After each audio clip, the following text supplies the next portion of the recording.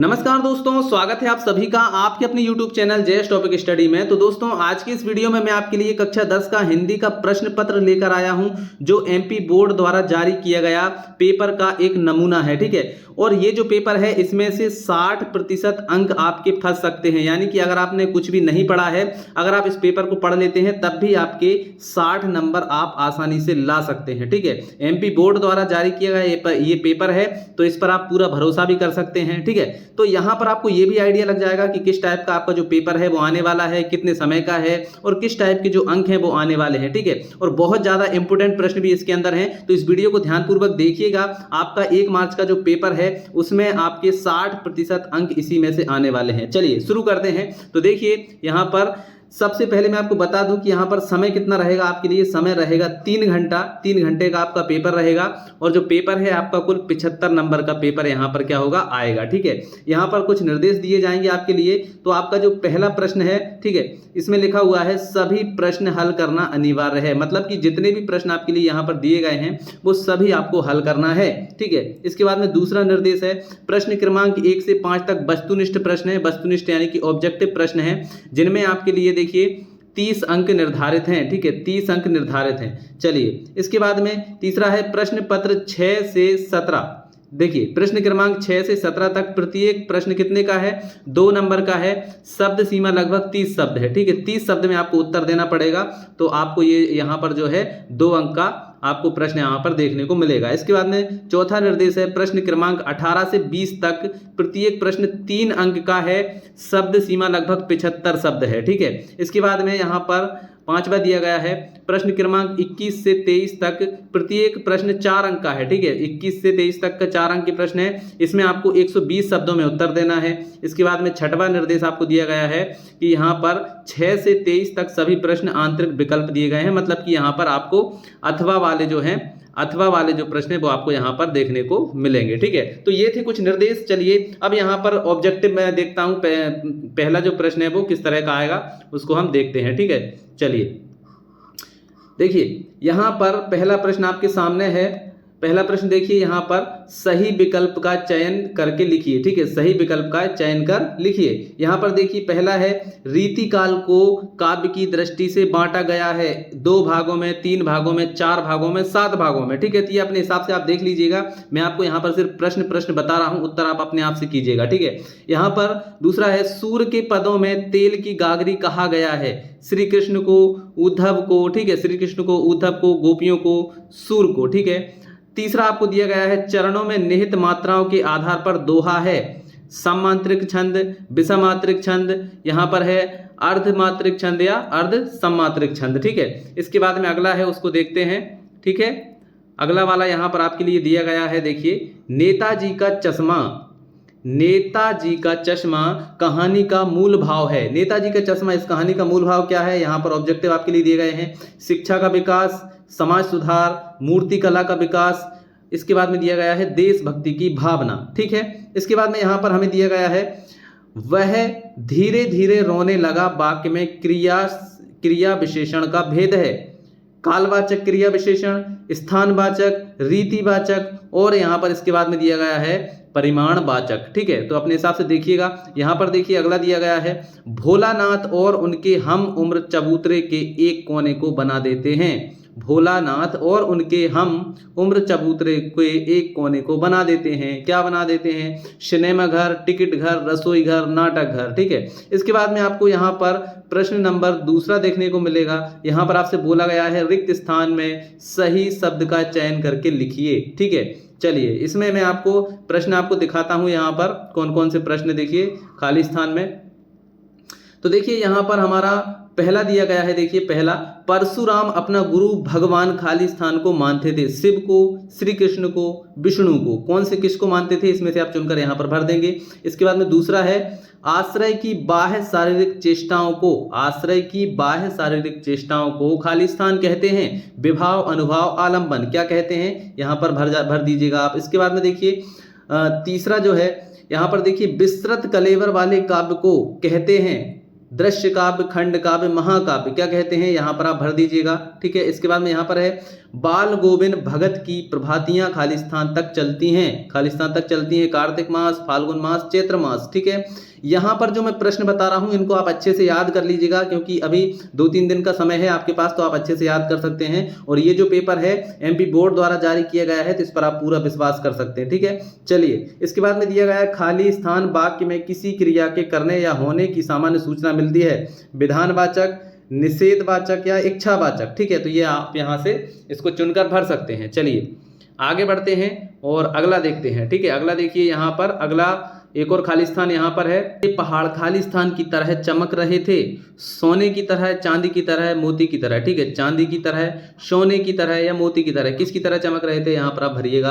अगला है देखिए सही जोड़ी बनाकर लिखिए, सही जोड़ी बनाकर हमें लिखना है। तो यहाँ पर देखिए स्तंभ आ और स्तंभ वा, हमें इनमें से जोड़ी इसकी इसमें मिलाना है। ठीक है, तो यहाँ पर देखिए ध्यानपूर्वक समझिएगा।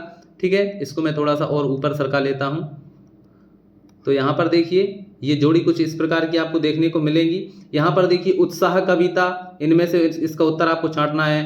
तार सप्तक, बाचाल, सज्जन व्यक्ति, एक आवाहन गीत, मानवीकरण अलंकार, भद्र व्यक्ति, फ्रेंच मितभाषी। इसके बाद में यहाँ पर देखिए मानवीय क्रियाओं का आरोप, यहाँ से आपको इसका उत्तर देखने को मिलेगा। ठीक है, तो आप इन जोड़ियों को देख लीजिएगा, ये भी बहुत ज़्यादा इंपॉर्टेंट है, इनमें से 1-2 जोड़ी तो आपकी फंस ही सकती है। ठीक है, तो ये बहुत ज़्यादा इंपॉर्टेंट है, ध्यानपूर्वक समझिएगा और देखिएगा। चलिए आगे बढ़ते हैं, अगला है आपके सामने देखिए यहाँ पर देखिए चौथा वाला क्वेश्चन है, एक वाक्य में उत्तर लिखिए। अब हमें एक वाक्य में यहाँ पर उत्तर लिखना है। फसल कविता हमें किसके करीब ले जाती है, फसल कविता हमें किसके करीब ले जाती है, तो यहाँ पर हमें एक शब्द में उत्तर देना है। दूसरा देखिए क्या है, विभाव के भेदों के नाम लिखिए, विभाव के भेदों के नाम लिखिए। इसको देखिए, अगर आप इस वीडियो को एंड तक देखते हैं तो मैं आपको लास्ट में बताऊंगा कि ये जो पेपर है आपके लिए कैसे मिल सकता है। मैं एक लिंक दूंगा लास्ट में आपके लिए, तो आप वहां से अगर आप इस पेपर को पाना चाहते हैं तो वीडियो को एंड तक अगर आप इस पेपर को पाना चाहते हैं तो वीडियो के लास्ट में मैं तरीका बताऊंगा किस तरीके से आप जो पेपर है इसको अपने मोबाइल में ला सकते हैं। ठीक है, इसका तरीका मैं आपको बता दूंगा, तो वीडियो को एंड तक जरूर से देखिएगा। ठीक है, इसके बाद में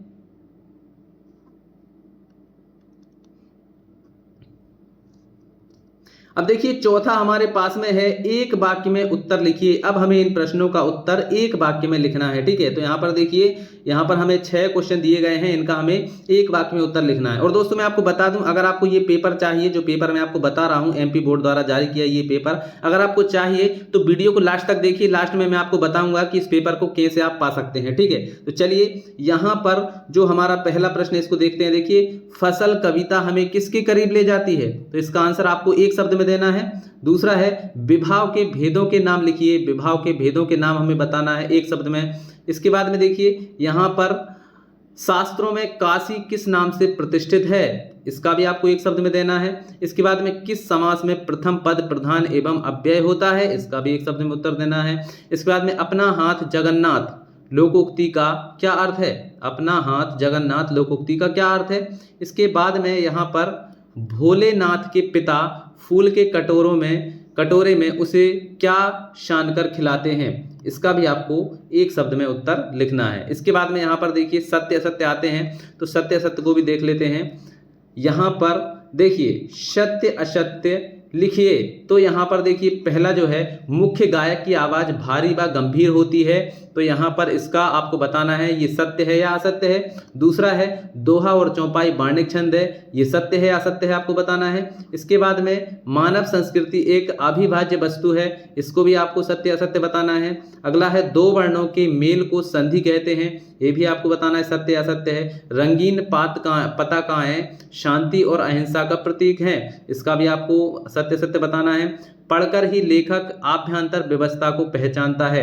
देखिए यहाँ पर मैं आपको सिर्फ प्रश्न बता रहा हूँ, अगर आप चाहते हैं कि मैं इनका उत्तर भी आपको बताऊं तो आप कमेंट कीजिएगा, इसको पूरा का पूरा सॉल्व करके भी आपके लिए बता दिया जाएगा। ठीक है, अभी थोड़ा सा समय का अभाव है, इसलिए मैं आपको डायरेक्टली सिर्फ प्रश्न यहाँ पर बता दे रहा हूँ। अगर आपको चाहिए कि इनका उत्तर मैं आपको बताऊं तो कमेंट जरूर से कीजिएगा, तो मैं पूरा का पूरा पेपर आपको सॉल्व करके भी बता दूंगा। ठीक है, चलिए आगे बढ़ते हैं। अगला देखिए यहाँ पर रीतिकाल को श्रृंगार काल क्यों कहा जाता है? रीतिकालीन किसी एक कवि का नाम लिखिए। ये आपको 2 नंबर में पूछा जाएगा। ये देखिए 2 नंबर यहाँ पर लिखा हुआ है। तो आपको यहाँ पर क्या करना है, रीतिकाल के किसी एक कवि का नाम बताना है और ये भी बताना है कि रीतिकाल को श्रृंगार काल क्यों कहा जाता है। या फिर आपके इसके बदले में अगर आप इसको नहीं करना चाहते हैं तो इसके अथवा में ये प्रश्न दिया गया है, इसको आप कर सकते हैं, नई कविता की कोई 2 विशेषताएं लिखिए। ये आप लिख सकते हैं। 2 विशेषताएं लिखेंगे तो आपको 2 नंबर मिलेंगे, 1 विशेषता लिखेंगे तो आपको 1 नंबर मिलेगा। ठीक है। इसके बाद में अगला है, तुलसीदास अथवा नागार्जुन की काव्यगत विशेषताएं निम्नलिखित बिंदुओं के आधार पर लिखिए। तुलसीदास अथवा नागार्जुन की काव्यगत विशेषताएं आपको लिखना है, 2 रचनाएं बताना है, कला पक्ष बताना है। ठीक है। अगर आप इन दोनों को बताएंगे तो आपको 2 नंबर पूरे दिए जाएंगे। ठीक है। अगर 1 बताएंगे तो आपको 1 ही नंबर मिलेगा। इसके बाद में 8वां है, गोपियों ने उद्धव से योग की शिक्षा कैसे लोगों को देने की बात कही। गोपियों ने उद्धव से योग की शिक्षा कैसे लोगों को देने की बात कही। ये भी आपको बताना है, 2 नंबर का प्रश्न है। इसके अथवा में आपको दिया गया है, राम लक्ष्मण परशुराम संवाद पाठ के आधार पर राम के स्वभाव की कोई 2 विशेषताएं लिखिए। 2 विशेषताएं लिख देंगे तो आपको 2 नंबर पूरे मिल जाएंगे। ठीक है। चलिए, तो ये थे आपके यहाँ पर अति लघु उत्तरीय प्रश्न। अब आगे बढ़ते हैं। यहाँ पर देखिए अगला है 9वां देखिए आपके सामने है 9वां प्रश्न। यहाँ पर हमें दिया गया है, फागुन में ऐसा क्या होता है जो बाकी ऋतुओं में भिन्न होता है। ये भी आपको बताना है। 2 नंबर का प्रश्न है, इसको भी ध्यानपूर्वक समझ लीजिएगा। इसका अथवा है, कवि नागार्जुन के अनुसार फसल क्या है। ये भी आपको बताना है। कोई 2 पॉइंट लिखेंगे, 2 नंबर आपको मिल जाएंगे। 10वां है, खंड काव्य की कोई 2 विशेषताएं लिखिए। खंड काव्य की कोई 2 विशेषताएं लिखिए। तो आप यहाँ पर लिख देंगे कोई 2 विशेषताएं तो आपको 2 नंबर मिल जाएंगे। इसके बाद में अथवा में दिया गया है, स्थायी भाव एवं संचारी भाव में कोई 2 अंतर लिखिए। तो यहाँ पर भी अगर आप 2 अंतर लिखेंगे तो आपको 2 नंबर मिल जाएंगे। ठीक है। इसके बाद में यहाँ पर दिया गया है, चौपाई छंद की परिभाषा उदाहरण सहित लिखिए। चौपाई छंद की परिभाषा उदाहरण सहित लिखिए। तो यहाँ पर आपको देखिए 2 नंबर मिलेंगे। इसके अथवा में आपको दिया गया है, अतिशयोक्ति अलंकार की परिभाषा उदाहरण सहित लिखिए। ठीक है। तो परिभाषा अकेली लिखेंगे तो 1 नंबर मिलेगा, उदाहरण भी लिखेंगे तो पूरे 2 नंबर आपको मिल जाएंगे। ठीक है। इसके बाद में यहाँ पर 2 नंबर का प्रश्न है, आचार्य रामचंद्र शुक्ल के अनुसार निबंध की परिभाषा लिखते हुए आपके पाठ्यक्रम में सम्मिलित किसी एक निबंध रचना के नाम लिखिए। ठीक है। तो इसको भी आप कर सकते हैं। इसके बाद में यहाँ पर देखिए अथवा में आपको दिया गया है, कहानी अथवा में आपको दिया गया है, देखिए कहानी एवं उपन्यास में 2 अंतर लिखिए। कहानी तथा उपन्यास में 2 अंतर लिखिए। तो 2 अंतर लिख देंगे तो 2 नंबर आपको मिल जाएंगे। इसके बाद में यहाँ पर दिया है, स्वयं प्रकाश अथवा मन्नू भंडारी की साहित्यिक विशेषताएं निम्नलिखित बिंदुओं के आधार पर लिखिए। तो यहाँ पर आपको 2 रचनाएं और भाषा शैली यहाँ पर बताना है। तो आपको यहाँ पर 2 नंबर पूरे मिल जाएंगे। अगला है, सेनानी ना होते हुए भी चश्मे वाले को लोग कैप्टन क्यों कहते थे। इसको आपको बताना है। कोई 2 पॉइंट बता देंगे तो आपको 2 नंबर मिल जाएंगे। इसके अथवा में आपको दिया गया है, बाल गोविंद भगत ने अपने बेटे की मृत्यु पर अपनी भावनाएं किस तरह व्यक्त की हैं, लिखिए। ये भी 2 नंबर का प्रश्न है। इसके बाद में, बिस्मिल्लाह खां को शहनाई की मंगल ध्वनि का नायक क्यों कहा गया है। इसके अथवा में एक और दिया गया है, वास्तविक अर्थों में संस्कृत व्यक्ति किसे कहा जाता है। ये भी 2 नंबर का प्रश्न है। 2 पॉइंट बताएंगे तो आपको 2 नंबर मिलेंगे। इसके बाद में देखिए 16वां हमें दिया गया है, निम्नलिखित वाक्यांश के लिए एक शब्द लिखिए। तो यहाँ पर देखिए 2 दिए गए हैं। इसको लिख देंगे तो आपको 1 नंबर मिल जाएगा, इसको लिख देंगे तो 1 नंबर मिल जाएगा। मतलब दोनों को लिखेंगे तो आपको 2 नंबर मिल जाएंगे। अथवा में आपको दिया गया है, निम्नलिखित मुहावरों का अर्थ लिखते हुए वाक्य में प्रयोग कीजिए। तो आपको यहाँ पर इनका अर्थ लिखना है। खून पसीना एक करना, इसका अर्थ लिखना है और इसको वाक्य में प्रयोग करना है। इसके बाद में, गागर में सागर भरना, इसको भी आपको अर्थ बताना है और फिर इसके बाद में इसको वाक्य में प्रयोग करना है। इसके बाद में देखिए अगला है, बच्चे माता पिता के प्रति अपने प्रेम को कैसे अभिव्यक्त करते हैं, लिखिए। तो ये भी जो है 2 नंबर का प्रश्न है। इसके अथवा में दिया गया है, गंतोक के मेहनतकश बादशाहों का शहर क्यों कहा गया है। ठीक है। इसको भी आप लिखेंगे तो ये 2 नंबर का आपको दिया गया है। अगला है देखिए, अब यहाँ से आपके 3 नंबर के प्रश्न शुरू होते हैं 18वें से। तो यहाँ पर देखिए, निम्नलिखित काव्यांश का संदर्भ प्रसंग सहित भावार्थ लिखिए। ऊधो तुम हो अति बड़ भागी। ऊधो तुम हो अति बड़ भागी। यहाँ पर इसका हमें क्या करना है, इसका संदर्भ प्रसंग सहित हमें भावार्थ लिखना है। ठीक है। तो आपको यहाँ पर 3 नंबर दे दिए जाएंगे। ठीक है, चलिए आगे बढ़ते हैं। अगला क्वेश्चन है, देखिए, अपरस सहित अपरस रहित स्नेह तगाते नागिन नाहिन मन अनुरागी, पुरैन पात रहत जल भीतर तारस देह न दागी, ज्यों जल माह तेल की गगरी बूंद न ताकों लागी। ये भी उद्धव वाली पंक्ति है। ठीक है, इसके बाद में इसका अथवा दिया गया है, मुधुप गुन गुना कर कह जाता कौन कहानी यह अपनी, मुरझा कर गिर रही पत्तियां देखो कितनी आज घनी। इसके बाद में यहाँ पर, इस गंभीर अनंत नीलिमा में अब असंख्य जीवन इतिहास, यह लोग कहते ही रहते हैं अपना व्यंग मलिन उपहास। इसका भी आपको क्या करना है, संदर्भ प्रसंग सहित व्याख्या करना है। तो आपको यहाँ पर 3 नंबर दे दिए जाएंगे। इसके बाद में 19वां आपको दिया गया है, निम्नलिखित गद्यांश की संदर्भ प्रसंग सहित आपको क्या करना है, व्याख्या करना है। ठीक है, तो इसको आप पढ़िएगा। इसके बाद में अथवा में आपको दिया गया है यहाँ पर, अगर आपको ये वाला नहीं आ रहा है तो आप ये वाले कर सकते हैं। तो आपको यहाँ पर 3 नंबर दे दिए जाएंगे। इसके बाद में यहाँ पर देखिए 20वां है, मीठी बोली का महत्व विषय पर एक अनुच्छेद लिखिए। तो आपको ये 3 नंबर का प्रश्न है। इसके अथवा में दिया गया है, एक आदर्श विज्ञापन की कोई 3 विशेषताएं लिखिए। तो ये भी आपको 3 विशेषताएं लिखेंगे तो 3 नंबर मिलेंगे। अगला है, निम्नलिखित आपठित काव्यांश अथवा गद्यांश को पढ़कर पूछे गए प्रश्नों के उत्तर लिखिए। तो यहाँ पर देखिए ये आपको दिया गया है, इसमें से आपको 4 नंबर दिए जाएंगे और यहाँ पर पहले इसको पढ़ना है, फिर इसमें से हमें जो क्वेश्चन पूछे गए हैं उसका हमें आंसर बताना पड़ेगा। ठीक है, यहाँ पर देखिए हमसे पूछा गया है, पहले इसको पढ़ना है, फिर इसमें से उत्तर छांट के हमें इन क्वेश्चन का आंसर देना है। ठीक है, चलिए अगला है इसका अथवा वाला, देखिएगा इसका अथवा वाला हम देखते हैं। इसके अथवा में ये है, इसमें भी आपको सेम वही करना है, इसको पढ़ना है, इसमें से उत्तर छांट के इनका हमें उत्तर देना है। ठीक है, चलिए थोड़ा और आगे बढ़ लेते हैं। इसके बाद में देखिए यहाँ पर देखिए 22वां आपको दिया गया है। देखिए 22वां आपको दिया गया है, अपने वार्ड में व्याप्त गंदगी को दूर करने के लिए नगर पालिका अधिकारी को आवेदन पत्र लिखिए। तो ये आवेदन पत्र जो है वो 4 नंबर का आएगा। इसके बाद में प्रातःकालीन शहर के लाभ बताते हुए अपने छोटे भाई को पत्र लिखिए। ठीक है, तो यहाँ पर आप छोटे भाई को पत्र लिख सकते हैं, ये भी 4 नंबर का है। 23वां दिया गया है, निम्नलिखित में से किसी एक विषय पर रूपरेखा सहित संदर्भित सारगर्भित निबंध लिखिए। तो यहाँ पर आपको 5 ऑप्शन दिए गए हैं, इनमें से आप किसी का भी एक निबंध लिख सकते हैं। तो आपको 4 नंबर दे दिए जाएंगे। ठीक है, चलिए तो यहाँ पर इसके आगे देखते हैं कोई प्रश्न है कि नहीं, या फिर ये लास्ट होगा।